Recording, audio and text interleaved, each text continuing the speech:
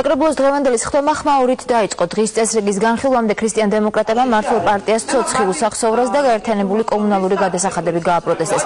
დაზა გაბუნიამ კი ქალაქის არქიტექტურის სამსახურის უფროს საპატრიარქოსთან მდებარე სამურინეს მშენებლობასთან დაკავშირებით ახსნა განმარტება მოსთხოვა.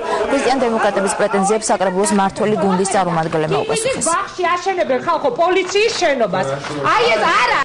ამის შემდეგ არის ჩვენი სიმბოლო. თვითონ საკრებულოს იმ გადაწყვეტილი ეს არის სიმბოლურად თბილისელების საჩუქარი უმრავლესობისადმი თუ როგორ ზრუნავენ ისინი ხალხზე და აი ამ გადასახადებმა უბრალოდ დაახშო ნამდვილად თბილისელები და მით უმეტეს აი ამ ზამთრის პირობებში, როდესაც საკმაოდ ძალიან ბევრი ოჯახისათვის ერთადერთი გათხოვის საშუალება იყო დენი და ფაქტობრივად მათ მოუწიათ 10 ჯერ და უფრო მეტჯერ მეტი ასე ვთქვათ გადასახადის გადახდა დასუფთავებისა, ვიდრე ისინი იხდიდნენ. ძალიან ფაქის ნაწილში ჩვენი ქალაქისა წამოიჭიმა აბსოლუტურად ნებისმიერ და ყველა კრიტერიუმის გარღვევით ქალაქის აი ამ ნაწილისა ისეთი შენობა არქიტექტურული სიმახინჯე, რომელიც ყველანაირ სტანდარტს ასე ვთქვათ ვახავს და ფერხქვეშ დევს. მაინტერესებს ყველა საკითხი.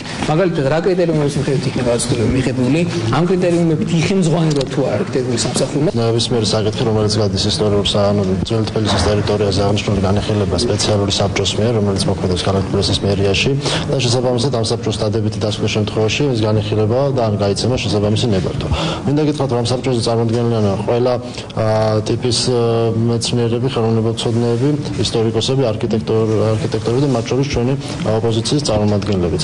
შესაბამისად ეს საბჭო, როდესაც განხილვაზე მიიღებს დადებითი გადაწყვეტილებას, შემდეგ გაიცემა მშენებლობის ნებართვა. ანუ ჩვენთან ეს ყველა პროცედურა არის სრულ კანონმდებლობის სრულად დაცული. ენერგოვაუჩერების დარიგება მნიშვნელოვნად წაადგება თითოეულ ოჯახს. გარდა ამისა, ქალაქი ახორციელებს მთელ რიგ სამუშაოებს, ეს არის გაზიფიცირება იმ ადგილებისა, იმ თქვათ ოჯახებამდე გაზების მიყვანა, სადაც არ იყო გაზი და რომ არ იყვნენ დამოკიდებული მხოლოდ ელექტროენერგიაზე. იმ ადგილებში, სადაც ტექნიკური თუ სხვა პირობების გამო გაზიფიცირება უბრალოდ შეუძლებელია რომ იყოს შეყვანილი, ამ ოჯახებსაც გარკვეულ ფინანსურ დახმარებას ცალკე ეწევა. აქედან გამომდინარე, მე ვთვლი, რომ ეს სისტემა არის დღეისათვის მაქსიმალურად ობიექტური.